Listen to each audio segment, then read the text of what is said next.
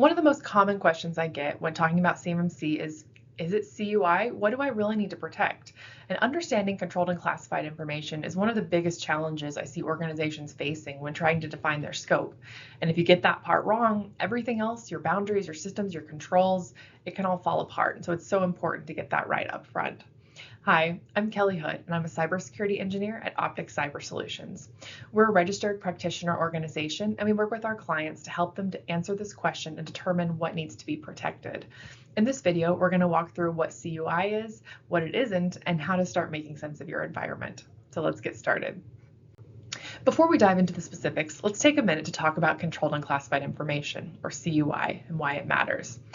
CUI is a type of information that doesn't meet the threshold for confidential, secret, or top secret. It's unclassified by definition, but it does need safeguarding. It needs to be labeled as such. So this is the type of information you'll see in a wide range of federal programs, especially in contracts and research tied to defense, healthcare, and other critical sectors. So how do you know if something is CUI? First, we ask where the information comes from. Is it information the government creates or possesses? Or was it created or received for or on behalf of the government? The second question there trips people up because it includes things like deliverables under a contract or data collected through a federal grant. But if the answer is yes to either of those, it could be CUI. Next, we ask whether there's a legal, regulatory, or government-wide policy that says the information needs to be protected. CUI is defined by what governs it, not just because it seems sensitive. And that includes defense information such as CTI, or Controlled Technical Information, that has 15 different authorities and DoD policies requiring its protection.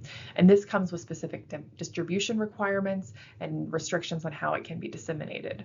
So if it's government-related and subject to specific handling requirements, that's another strong indicator that you're probably dealing with CUI. So let's also be clear on what does not qualify. CUI is not classified information by definition, and it's not information that a non-government organization creates and keeps on their own systems, unless it was received from or created for the government.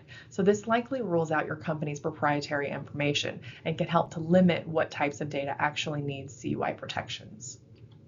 Now that we've covered what CUI is and isn't, let's talk about how to actually find it in your environment. And this slide includes a few questions you can help yourself to figure out what's in scope. First, do you have anything explicitly marked as CUI? This could be files, emails, shared drives. The labels aren't always present, but if they are, that's a pretty clear indicator you've got CUI. Next, take a look at your contracts and see if you have a DFAR 7012 clause, because that's your sign that your organization is expected to protect CUI, and so you likely have it somewhere. Then we can ask whether the data falls into one of the categories listed on the NARA CUI registry. And this is a really helpful reference that breaks down CUI into specific types, like defense, export control, privacy, financial information. All of these require some level of protection. But another key question is, was the data produced by the government or created under a government contract? And if it was, then that's a strong indication that it could be CUI, back to our definition on the last slide. But finally, does the information have any dissemination controls? If there are limits on how or with whom the data can be shared, that's another flag that it may be subject to those CUI protections. So none of these questions alone will give you a definitive picture, but they can help to give you a clearer idea of what might be CUI and where to dig in further. So let's bring it all together. There are some key checkpoints we can walk through to help us identify if what we have is CUI. And first, we want to look at, does the information fall into the category on the NARA CUI registry? That registry, like I said, defines exactly what types of information the federal government considers CUI, like defense, export control, proprietary technical information. And so we want to look and see if it falls into those categories. Next, if it was produced by the government or under a government contract, then it may be in scope. If it was in support of a federal mission or delivered under a government-funded project, we need to look closer at that information. And finally, does that information come with dissemination controls? Meaning, are there rules for how it can be shared, who can access it, or how it must be handled?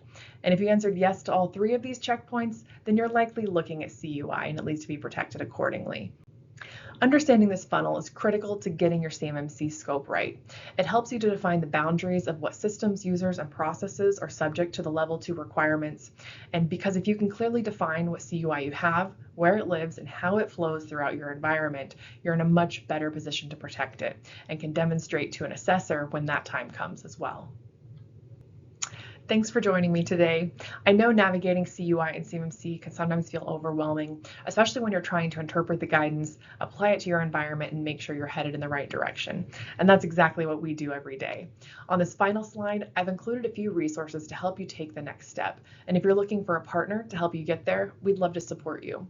Our team has worked with organizations across the defense industrial base, facilitating scoping workshops, conducting gap assessments, and preparing for C3PAO assessments. So if you have any questions or want to talk through where you're at, please don't hesitate to reach out. Thanks. Optic Cyber Solutions strives to help organizations identify and address their blind spots through our assessment, implementation, and advising services. For more information about Optic Cyber Solutions and our services, reach out at info@opticcyber.com or check out our website at opticcyber.com.